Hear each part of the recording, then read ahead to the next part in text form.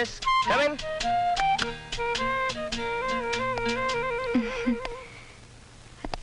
ഞാൻ അപ്പുറത്തെ കുഞ്ഞുഞ്ഞമ്മ തോമസിന്റെ ഗ്രാൻഡ് ഡോട്ടർ. അറിയാം. എന്താ? എന്റെ വല്യമ്മച്ചി കുറെ വർഷങ്ങളായിട്ട് വളരെ ഡ്രൈ ആയിട്ടുള്ള ഒരു ലൈഫാണ്. അതുകൊണ്ട് ആ ജീവിതത്തിൽ കുറെ സുഗന്ധമൊക്കെ ഉണ്ടായിക്കോട്ടെ എന്ന് കരുതി ഞാൻ അവിടെ ഒരു പൂന്തോട്ടം ഉണ്ടാക്കുന്നുണ്ട്. അപ്പോഴാണ് കുട്ടികൾ പറയുന്നത് സാറിന്റെ കയ്യിലൊരു മഞ്ഞ റോസാച്ചെടി ഉണ്ട്. മഞ്ഞ ഞങ്ങളുടെ പ്രിയപ്പെട്ട കളറാണ്. അപ്പോ സാർ അതെനിക്കൊന്ന് തന്നേക്കുമോ ചോദിക്കാനാണ് ഞാൻ വന്നത്. മഞ്ഞ റോസ് വേണമല്ലേ? അത് പിന്നെ നിങ്ങൾ അപ്പുറത്തെ വീട്ടിലെ ഒരു പെൺകുട്ടി, ഞാനിവിടെ ഒറ്റയ്ക്ക് കഴിയുന്ന ഒരാള്. അപ്പം നമ്മൾ തമ്മിലുള്ള ഇനിയത്തെ റിലേഷൻഷിപ്പ് എങ്ങനെയുണ്ടെന്ന് നോക്കട്ടെ. ഒരു ഇരിക്കും പ്ലീസ്. ശരി.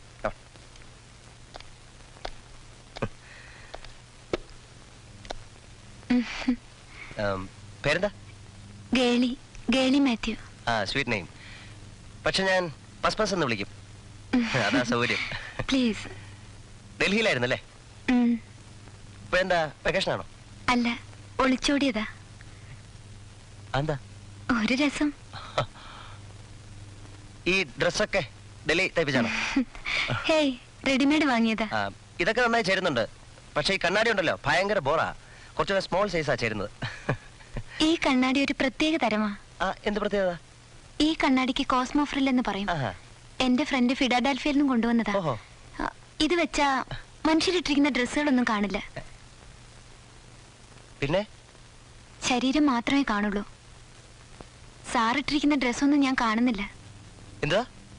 Only your body. I mean the naked body.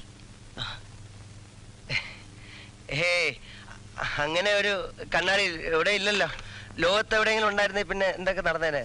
ഞാൻ വിശ്വസിക്കില്ല. വേണ്ട, വിശ്വസിക്കണമെന്ന് ഞാൻ പറഞ്ഞില്ലല്ലോ. എനിക്ക് വേണ്ടത് ആ മഞ്ഞ റോസാപ്പൂവാണ്. തരുന്നോ? ഇല്ല. I am busy. You may go please. Mind you, എന്റെ പേര് ഗേളി എന്നാണ്. ശ്രീകുമാറിന്റെ കയ്യിൽ നിന്നും എന്നെങ്കിലും ഞാനത് വാങ്ങും. എന്ത് ബെറ്റ് വേണമെങ്കിലും വെച്ചോ. കാണാം. കാണാം. കാണാം.